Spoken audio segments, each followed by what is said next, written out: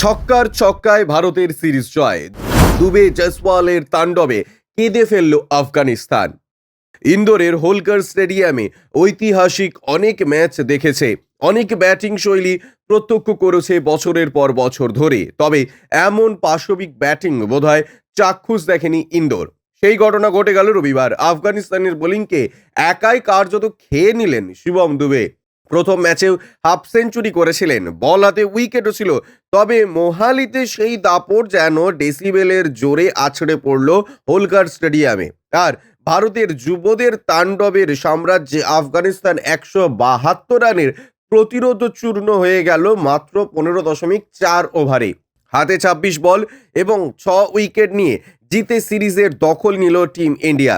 রোহিত বিরাট একই সঙ্গে সেই টি-20 ওয়ার্ল্ড কাপের ফাইনালের পর দেখলেন রোহিত টানা দুটো ম্যাচে শূন্য করলেন। ফজল ফারুকের স্টেপ আউট করে মিড অনের ওপরে দিয়ে হাঁকতে গিয়ে বলের লাইন মিস করে বোল্ড। কোহলি রান চেস করতে নেমে আক্রমণাত্মক ভঙ্গিতে 16 বলে 29 করলেন, 5টা বাউন্ডারি হাঁকলেন। তবে বিরাট রোহিতকে পেছনের সারিতে ফেলে দিলেন দুই তরুণ তারকা যশস্বী এবং শিবম দুবে। প্রথম ম্যাচে নামতে পারেননি হালকা পিঠের সমস্যার কারণে যশস্বী ফিরলেন ইন্দোরে নজর কাড়ার মতো।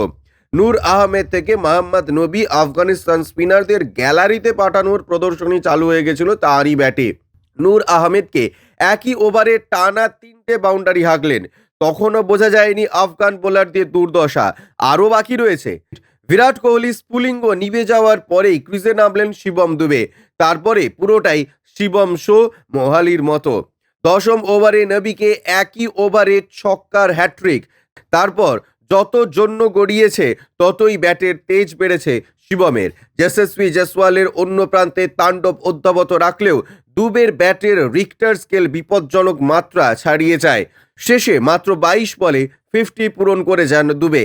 যশস্বীর হাফ সেঞ্চুরি এলো 27 বলে। দুজনে 32 রান যোগ করে যান মাত্র 42 বলে।